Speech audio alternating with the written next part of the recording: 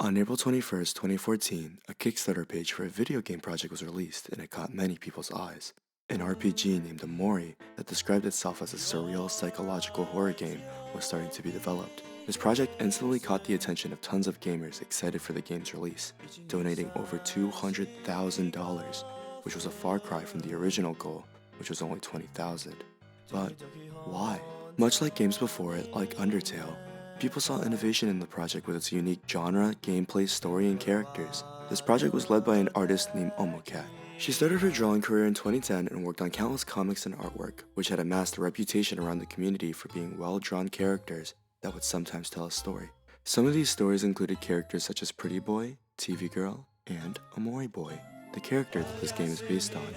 Omori Boy had multiple comics and media written about his story, including a blog, a comic, a sketchbook, and a supposed graphic novel that was never finished. All these stories revolved around the theme of Omori Boy being Hikikomori, who, in his dreams, would go on various adventures with his friends, Kel, Aubrey, and Hiro.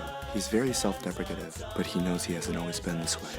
However, to find out what changed, he must remember something, or someone, very important.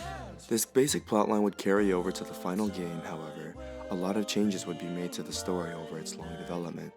Speaking of a long development, Omori is notorious and controversial for the developer's silence throughout the game's 7-year development. As Kickstarter games are often notorious for being insane cash grabs that scammed, Omori was looked at by some to be in these groups of games. After 7 years of silence, people started wondering about what the developer had done with the $200,000 the community had given her. And keep in mind, there were also only 2 trailers of the game released at this point. There was the original 2014 trailer from the Kickstarter page, and another one that was released in 2017. There was a demo of the game released in 2018 for only Kickstarter backers, but other than that, there was nothing. It didn't help matters that OMOCAT was running a very successful shop during the game's development. People criticized OMOCAT, saying that she was too focused on the store instead of working on the game, as the shop seemed to update even more than actual news of the game itself. Nevertheless, fans were left waiting and begging for an update until finally, on November 30th, 2020, a release date was shown. On Christmas Day 2020, the gaming community was given a gift. People sure loved the hell out of it. People lauded the innovative gameplay, the well-written characters, and called its tear-jerking story as one of the best stories ever told in gaming. A game that was well worth its 7 years of development and silence, at least to some.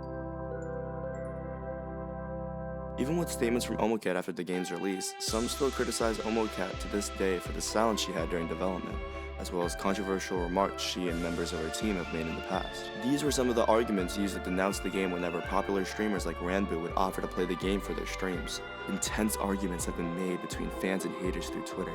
The Kickstarter comment section is still filled with hate towards the developers. However, is this justified? Or does the community show its immaturity? Was this game worth the hype? Or was it another disappointed Kickstarter failure that would join the ranks of mighty number?